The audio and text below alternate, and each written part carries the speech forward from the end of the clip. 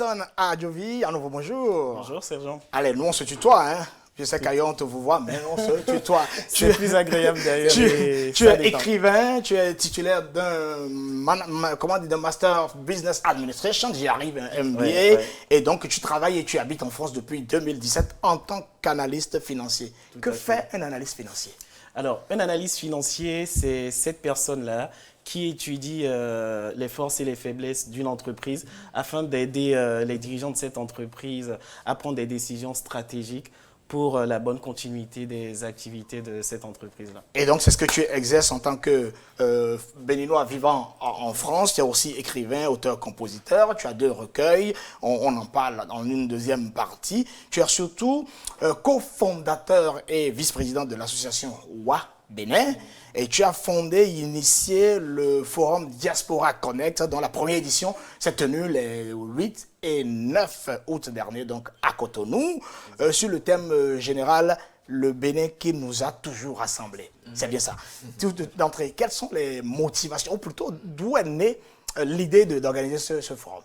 Alors, merci Sergent. Pour commencer, je tiens à présenter brièvement le forum.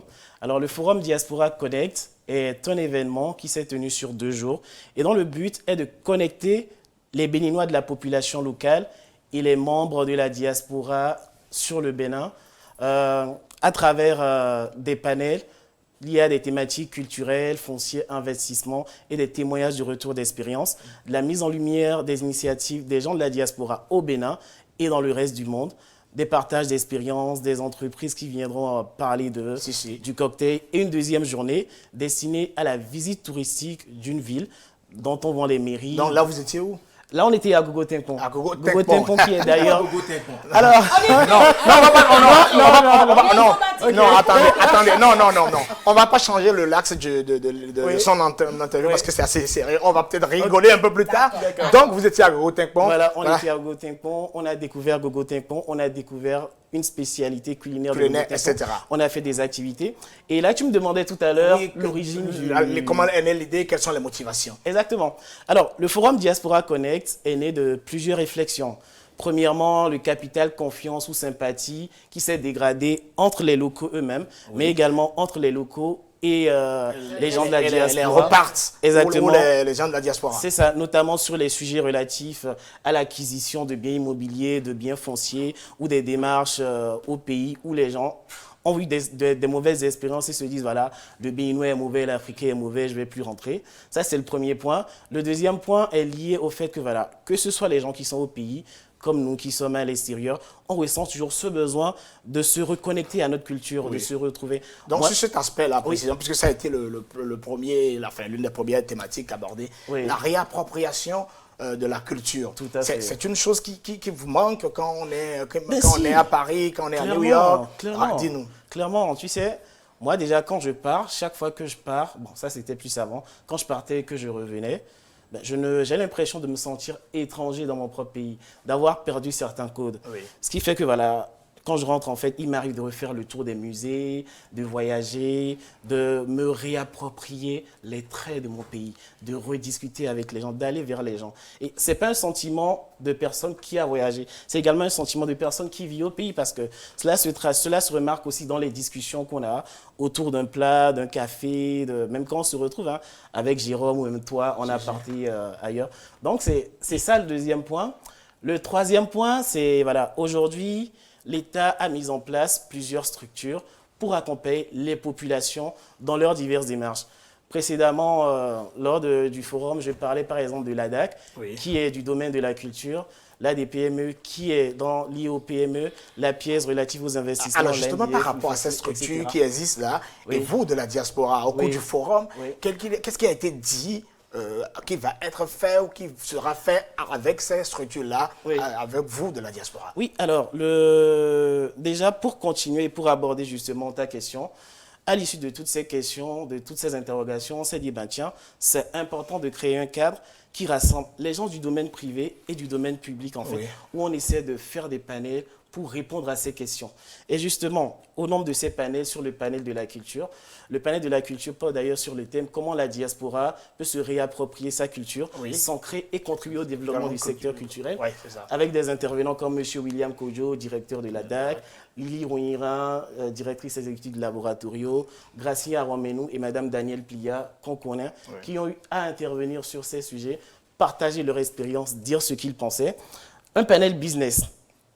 Sur le thème comment créer des ponts. Comment créer les ponts par rapport aux investissements entre la diaspora. Exactement. Et c'est là peut-être que vient le problème de la confiance. Beaucoup, tu en parlais en début d'entretien, tu dis le problème c'est qu'il y a beaucoup de gens de la diaspora qui envoient de l'argent pour qu'on leur construise une maison. Ils rentrent après, la maison n'existe pas, mais on lui a envoyé plusieurs photos alors qu'après c'était la maison d'autrui. Exactement. Donc, qu'est-ce que vous avez voulu, comment est-ce que vous avez crevé l'abcès pour pouvoir trouver une solution à cet état de choses?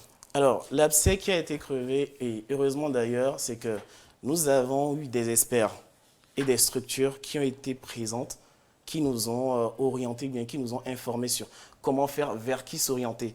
Ne pas être naïf. Il y a des procédures, il y a des process, il y a des lois qui cadrent tout ça et comment agir pour ne pas se faire avoir.